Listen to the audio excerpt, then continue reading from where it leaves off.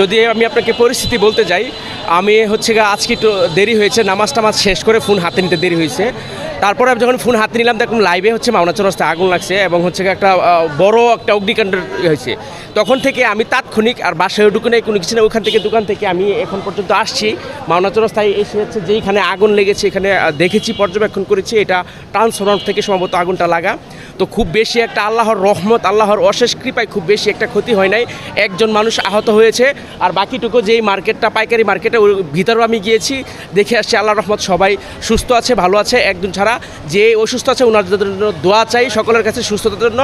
আর মার্কেটেরও তেমন বেশি একটা ক্ষয়ক্ষতি হয় না, এটা আল্লাহর রহমত, এটা রমজানের উসিলা ইনশাল্লাহ। মাওনা চৌরাস্তা একুব আলী মাস্টার টাওয়ারের সামনে ছিলাম, আমি হঠাৎ করে দেখতে পাচ্ছি যে মানুষ দৌড়াদৌড়ি করে সামনের দিকে গেছে।